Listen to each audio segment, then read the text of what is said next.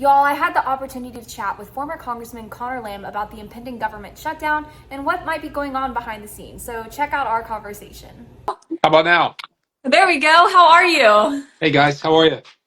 Great to see you. Good to Thank you see for you too. joining us. No, thanks for Um, having me. yes, so we're approaching a government shutdown. I think a lot of my followers are really worried about that and all that's going on. So, what is normally included in these spending bills that Congress kind of has to pass? And what is the difference between this and the one big beautiful bill that passed earlier this year? Yeah, this is not a process that anyone would design if they were trying to make government work smart. So I served there for 5 years, and I sometimes think I don't even understand it. I can't blame you. Really, the difference is that what they're about to do with the spending bill that will hopefully happen by October 1st is fund the entire government, everything. So you can't really leave things out of that bill.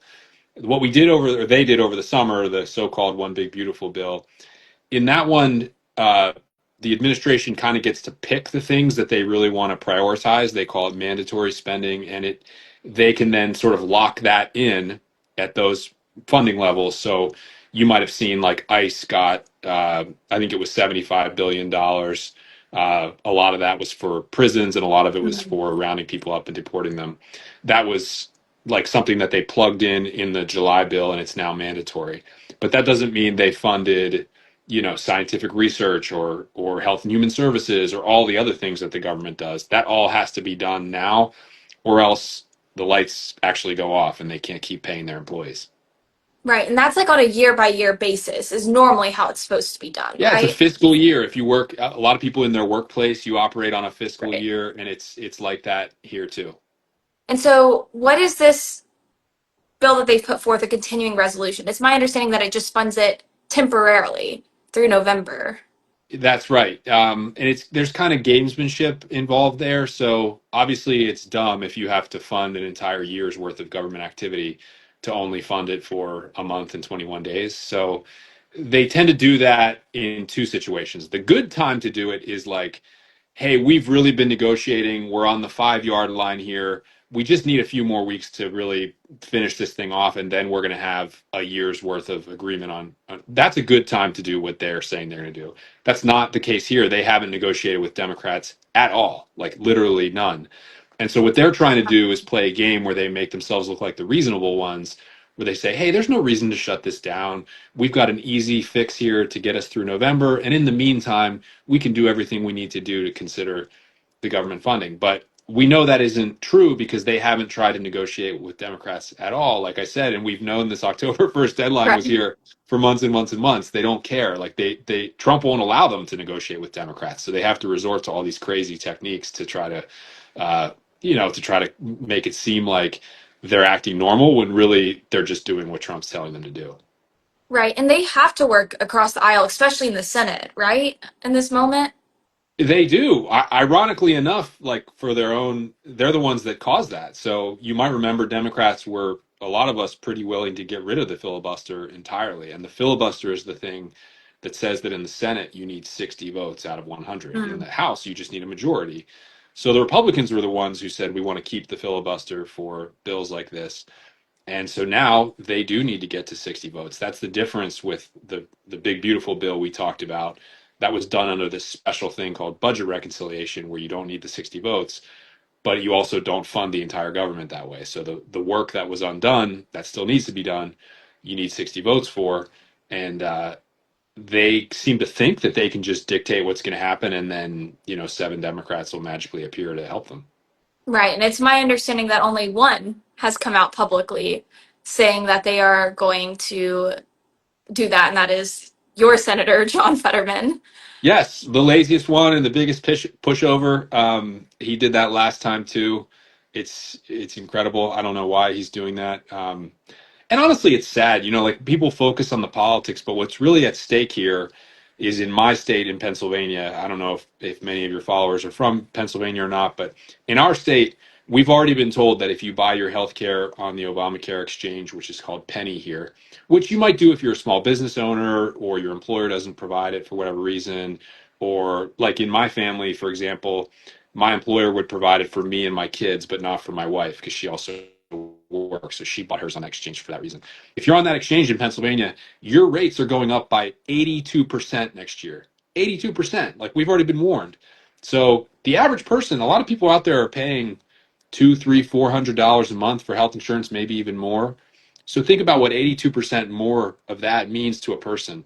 Like that's what's at stake here. So when someone like Fetterman comes out and goes, "Oh, we're not going to shut the government down over this," well, first of all, it would be Trump shutting the government down, not Yeah. us. And secondly, like why not fight for these people who have something really to lose? Like they might like to see you go to the mat over a real issue like that. Absolutely. And I think that's kind of like what the behind the scenes negotiations are right now is like over, I think that there's these tax credits that are set to expire.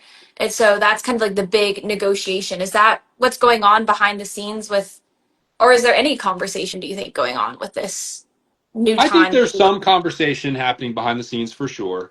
And yeah, so the question is, let's just set this up. So the Republicans cannot pass this spending bill on their own because of the Senate. We already covered that. They need at least seven Democrats because they have 53 Republicans. They need seven Democrats.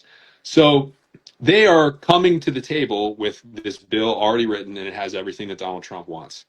So in a normal world, if you need seven people of the opposite party to sign on to what you want to do, you would negotiate with them, and they would have something they wanted, and you have all these things that you want, and you meet somewhere in between, right? So the Democrats decided if we're going to give you any votes for this thing, our price is going to be that you restore these ACA subsidies. And that's just a technical term for make healthcare cheaper. So that 82% increase I'm talking about, that goes away as long as they put those tax credits back in. Then we don't have that. And healthcare basically Right. costs the same next year that it costs this year. That's the Democratic demand. Reasonable, helps actual people, not really politically motivated. We just know that everybody thinks life is too expensive now. And so that's what's going on behind the scenes is they're saying, we'll give you the votes and we're going to agree with you on a lot of stuff we don't really want to do. Like we don't want to give even more money to, this ICE prison camp system that they're setting up. But if that's what we have to do to save people's health care, then I guess maybe we'll do it. We're the minority party. But what Trump and them are saying is no, like we won't even negotiate that at all. And apparently that's Fetterman's position too. That is wild and disappointing. It is. It's, I think why, kind of veering slightly off topic, why do you think that is the case that these, I think during your times it was even more cordial where people would go and have those conversations. Is it because they're, wanting to hand these billionaires more handouts and at Donald Trump's request? Is that really kind of what's changed? Has been a gradual like shift?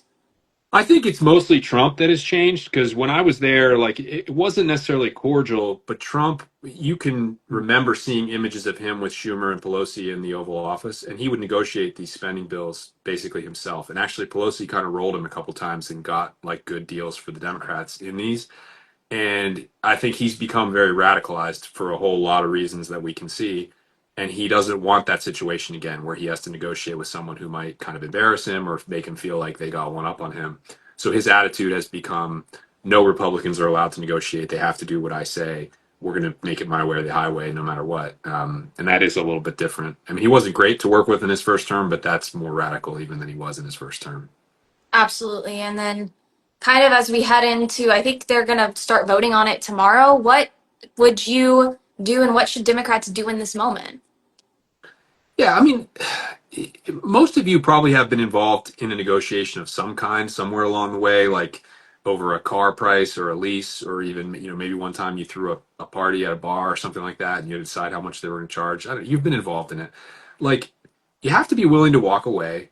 You have to know what you stand for and what matters to you deep down. You also have to have a sense of timetable, right? So today is what, September 17th? This doesn't even The government doesn't even run out technically until October 1st. So why do we have Democrats folding on September 17th for something that doesn't even happen until October 1st? Right. That's one question. The second is, again, politics aside, like what are you sent there to do in Washington? You're supposed to try to protect your constituents and deliver things for them. And like no matter what, no matter whether a person is Republican, Democrat, Independent, they're saying right now life is too expensive when it comes to the basics. So here we have a chance to actually deliver on making something less expensive, healthcare. Why would we not fight for that every day between now and October 1st and make it really clear to the American people, like, we want this to be more affordable for you. And by the stroke of a pen, Donald Trump can make that happen. It's literally the only thing we're asking for, and he's going to get 10,000 things that he wants in this bill. That, I think, should be basically what we're communicating to the public. Like, we've picked this one thing. It's not for us, it's for you, and he doesn't want to give it to you. And when you have people coming out and saying, oh, no, we would never let the government shut down, that's just having the debate on his terms. We're not asking to shut down the government. We're asking to give one thing to the American people, which is health care. And if Trump finds a way to shut down the government over that, that's on him. Absolutely. Well, I know that you have to get going, but I really appreciate your time and thank you for all of your work. It's been great seeing you travel the state of Pennsylvania and staying engaged, and keeping engaged and keeping motivating people to take action. And so I appreciate your time and appreciate all of your work. Yeah, well, you too, and really glad you're using this platform. I hope more people listen to you. You've had not many people have been through the crazy politics of Pennsylvania presidential and Senate elections, and then gone back to Texas right when the world exploded. So you've got a lot of really good experience in the last few months, and I'm glad you're putting it to use. Awesome. Well, thank you, Connor. We'll talk soon. Thanks, Okay, guys. bye.